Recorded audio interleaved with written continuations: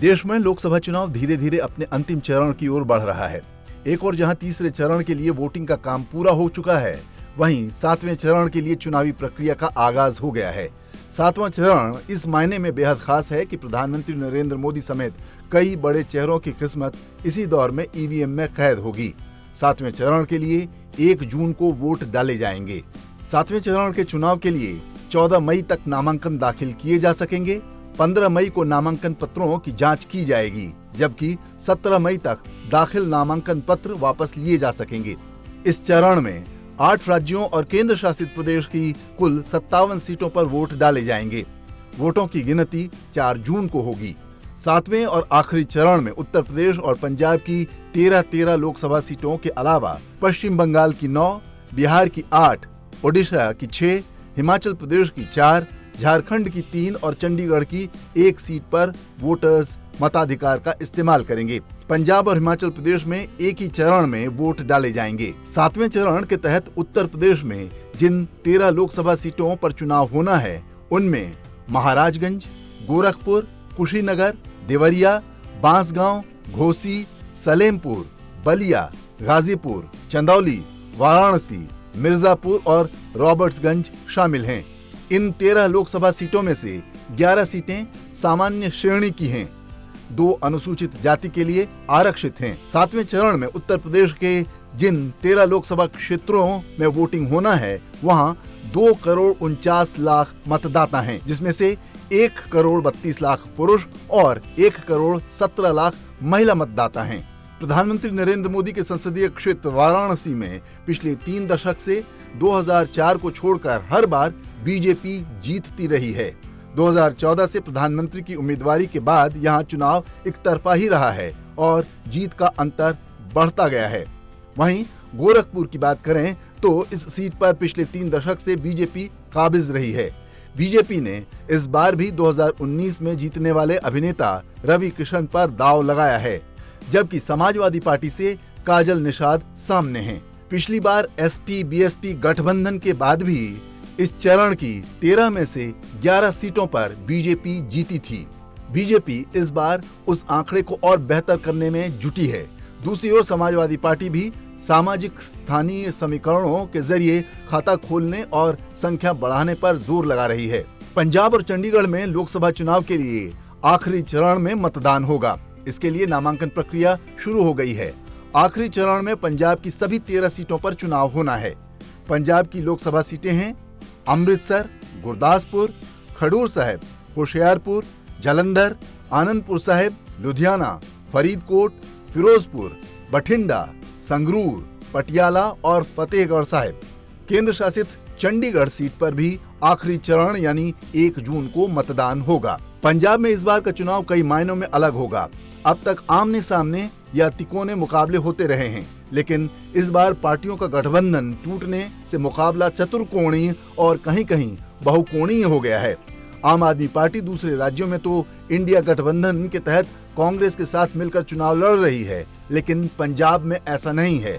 मौजूदा 8 सांसद प्रदेश में लोकसभा चुनाव लड़ रहे हैं। इस बार उनकी राह आसान नहीं है, क्योंकि मुकाबला खड़ा होने के चलते चुनौती भी बढ़ गई है।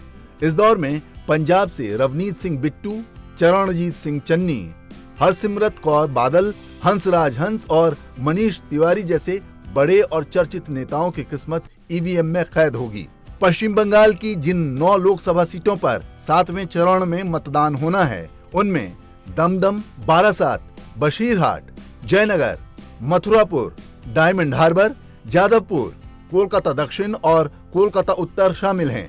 पश्चिम बंगाल में 2019 के आम चुनावों के दौरान टीएमसी 22 सीटों पर जीत दर्ज करने में सफल रही थी, जबकि बीजेपी के खाते में 18 सीटें आई थीं। वहीं बिहार में 7वें चरण के मतदान के लिए अधिसूचना जारी होने के साथ नामांकन की प्रक्रिया शुरू हो गई है। बिहार में लोकसभा की जिन 8 सीटों पर चुनाव इस दौर में होगा, उनमें नालंदा, पटना साहिब, पाटलिपुत्र, आरा, बक्सर, सासाराम, काराकाट और जहानाबाद शामिल हैं।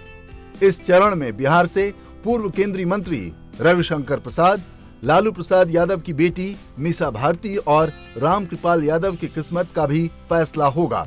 वहीं राज्य की काराकाट सीट पर भी सभी की नजरें होंगी, क्योंकि वहां से भोजपुरी सिनेमा के स्टार पवन सिंह निर्दलीय चुनाव लड़ रहे हैं।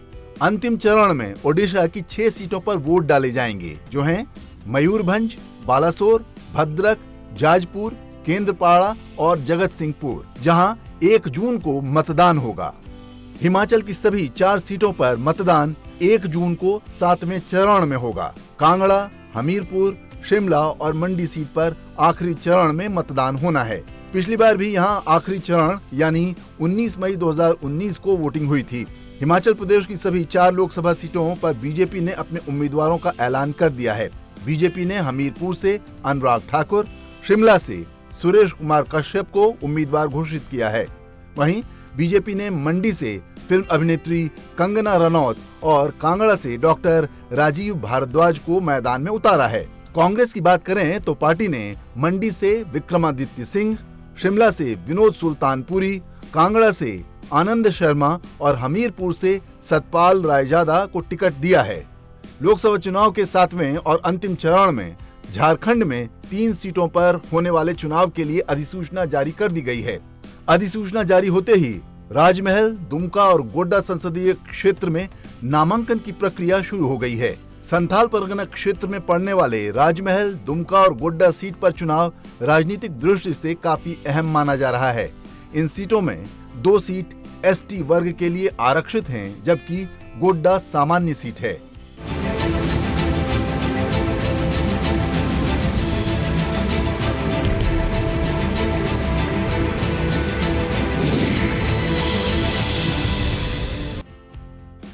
अठारहवीं लोकसभा चुनने के लिए देश में छठे चरण का मतदान 25 मई को होना है। छठे चरण में उत्तर प्रदेश की 14, हरियाणा की 10, बिहार और पश्चिम बंगाल की 8-8, दिल्ली की 7, ओडिशा की 6 और झारखंड की 4 सीटों का भविष्य तय होगा। छठे चरण के लिए रविवार 25 मई को वोटिंग कराई जाएगी। मतगणना सभी 7 चरणों की एक साथ यानी 4 जून को होगी। छठे चरण के दौरान एक ही दिन 2 राज्यों में चुनाव के लिए मतदान संपन्न हो जाएगा। वहीं 5 अन्य राज्यों में कई चरणों में होने वाले चुनाव का एक हिस्सा पूरा होगा। उत्तर प्रदेश में लोकसभा चुनाव के छठे चरण के लिए कुल 14 लोकसभा क्षेत्रों में वोटिंग होगी। ये 14 सीटें हैं सुल्तानपुर, प्रतापगढ़, फूलपुर, इलाहाबाद, अंबेडकर नगर, श्रावस्ती, डुमरियागंज, बस्ती, संत कबीर नगर, लालगंज, आजमगढ़, जौनपुर, मछली शहर और भदोही। छठे चरण की 14 लोकसभा सीटों में से 12 सीटें सामान्य श्रेणी की हैं, जबकि 2 सीटें अनुसूचित जाति के लिए आरक्षित हैं। इसके साथ ही उत्तर प्रदेश में चुनाव पूर्वांचल की ओर बढ़ चलेगा। उत्तर प्रदेश में छठे चरण के 14 लोकसभा निर्वाचन क्षेत्रों में 2 करोड़ 69 लाख मतदाता हैं, जिनमें 1 करोड़ 42 लाख पुरुष मतदाता और 1 करोड़ 27 लाख महिला मतदाता हैं। इन निर्वाचन क्षेत्रों में कुल 17,113 मतदान केंद्र और 28,171 पोलिंग बूथ हैं। इसी प्रकार 292 गैंसडी विधानसभा उप निर्वाचन क्षेत्र में कुल 3,62,000 मतदाता हैं, जिनमें 1,93,000 पुरुष मतदाता और 1,69,000 महिला मतदाता हैं। हरियाणा की सभी 10 लोकसभा सीटों के लिए छठे चरण में 25 मई को होने वाले मतदान के लिए नामांकन प्रक्रिया शुरू हो गई है। हरियाणा की 10 लोकसभा सीटें हैं अंबाला, करनाल, सोनीपत, रोहतक, सिरसा, कुरुक्षेत्र, फरीदाबाद, गुड़गांव, भिवानी, महेंद्रगढ़ और हिसार। दिल्ली से सटे हरियाणा में करीब 1 करोड़ 95 लाख मतदाता हैं। पिछली बार के हरियाणा लोकसभा चुनाव में सभी 10 की 10 सीटों पर बीजेपी ने जीत का परचम लहराया था। यही वजह है कि इस बार भी कुछ सीटों पर पिछले लोकसभा चुनाव यानी 2019 के जीते हुए प्रत्याशियों को दोबारा मौका मिला है। वहीं कुछ बड़े नेताओं का टिकट काटा भी गया है। लोकसभा चुनाव के छठे चरण में बिहार के 8 संसदीय क्षेत्र शामिल हैं, जिन पर नामांकन का काम शुरू हो गया है। छठे चरण में बिहार में वाल्मीकि नगर, पश्चिम चंपारण, पूर्वी चंपारण, शिवहर, वैशाली, गोपालगंज, सिवान और महाराजगंज में चुनाव होना है। छठे चरण में बिहार में जिन सीटों पर चुनाव होना है, वहां अभी एनडीए के सांसद हैं। ऐसे में इन सीटों पर एनडीए को अपनी प्रतिष्ठा बचाने की चुनौती है। छठे चरण में पश्चिम बंगाल की जिन 8 सीटों पर चुनाव होना है वो हैं तामलुक, कांथी, घाटल, झाड़ग्राम, मेदिनीपुर, पुरुलिया, बांकुड़ा और बिष्णुपुर। दिल्ली की सभी 7 लोकसभा सीटों पर चुनाव छठे चरण में ही होना है। नामांकन प्रक्रिया शुरू होने के साथ ही दिल्ली का चुनावी रण सजकर पूरी तरह से तैयार है। दिल्ली की 7 लोकसभा सीटें हैं चांदनी चौक, उत्तर पूर्व दिल्ली, नई दिल्ली, उत्तर पश्चिम दिल्ली और दक्षिण दिल्ली। लोकसभा चुनाव में दिल्ली की लड़ाई रोचक होने जा रही है। यहाँ बीजेपी का मुकाबला इंडिया ब्लॉक में सहयोगी कांग्रेस और आम आदमी पार्टी के उम्मीदवारों से होगा। आप के 4 और कांग्रेस के 3 उम्मीदवार तय हो गए हैं। बीजेपी ने 6 नए चेहरे उतारे हैं। सिर्फ मनोज तिवारी को रिपीट किया गया है।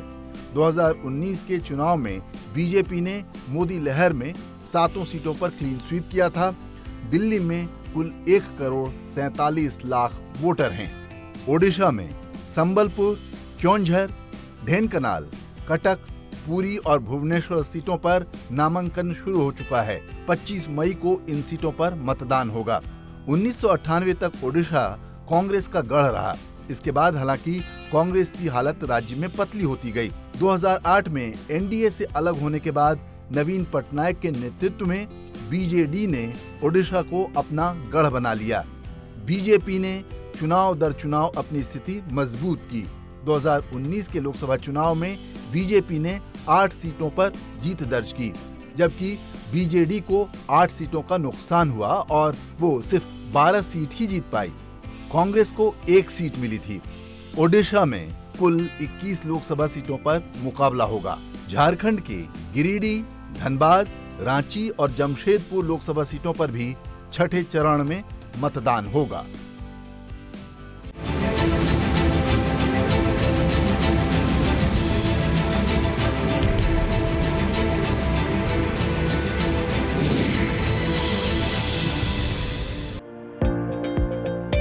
लोकसभा चुनाव 2024 के 5वें चरण का मतदान 20 मई को होगा।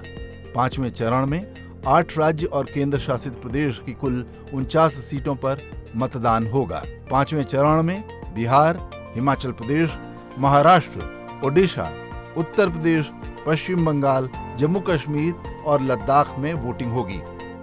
उत्तर प्रदेश की मोहनलालगंज, लखनऊ, रायबरेली, अमेठी, जालौन, झांसी, हमीरपुर, बांदा, फतेहपुर, कौशाम्बी, बाराबंकी, फैजाबाद, कैसरगंज और गोंडा सीट पर वोटिंग होनी है। महाराष्ट्र की धुले, डिंडोरी, नासिक, पालघर, भिवंडी, कल्याण, ठाणे, मुंबई उत्तर पश्चिम, मुंबई उत्तर पूर्व, मुंबई उत्तर मध्य, मुंबई दक्षिण मध्य और मुंबई दक्षिण सीट पर 5वें चरण में वोट डाले जाएंगे। 5वें चरण में ही बिहार की सीतामढ़ी, मधुबनी, मुजफ्फरपुर, सारण और हाजीपुर में मतदान होगा। झारखंड की चतरा, कोडरमा और हजारीबाग में वोटिंग होनी है। उसी दौर में ओडिशा की बालगढ़, सुंदरगढ़, बोलंगीर, कंधमाल, अस्का सीट पर वोटिंग होगी। पश्चिम बंगाल की बनगांव, बैरकपुर, हावड़ा, उलुबेरिया, श्रीरामपुर, हुगली, आरामबाग में 5वें दौर में मतदान होना है। जम्मू कश्मीर की बारामूला सीट पर मतदान कराया जाएगा और लद्दाख सीट पर वोटिंग भी 5वें दौर यानी 20 मई को होनी है।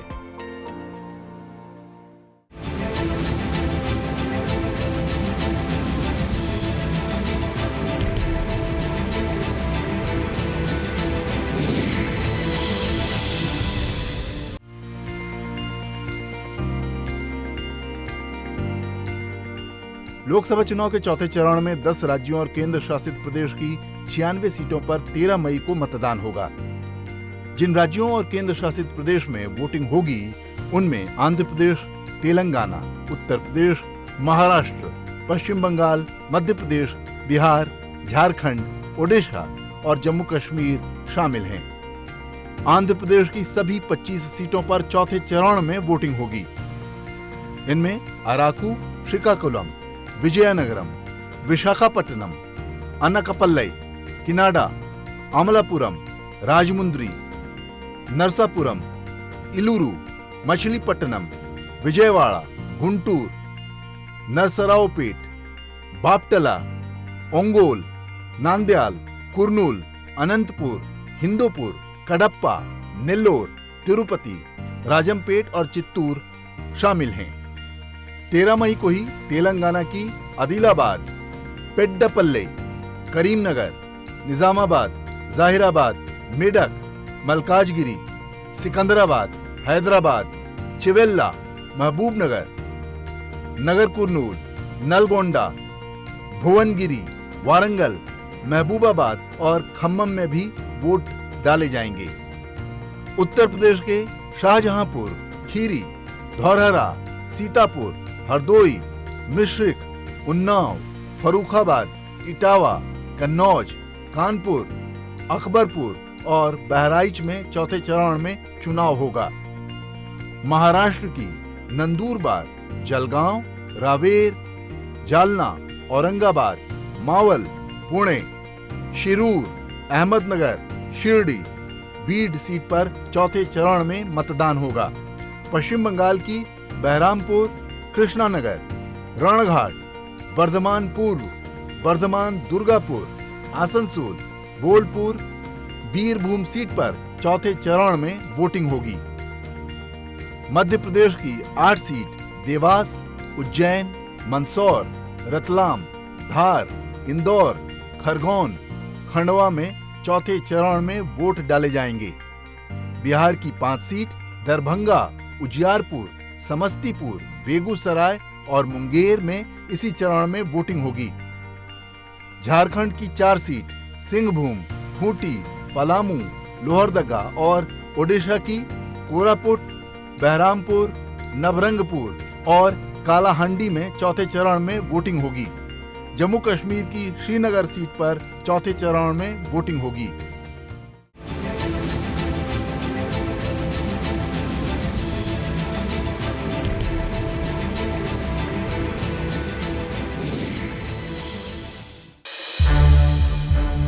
संसद टीवी के और भी प्रोग्राम्स देखने के लिए सब्सक्राइब करें हमारा YouTube चैनल और हाँ, इन्हें लाइक और शेयर करना ना भूलें।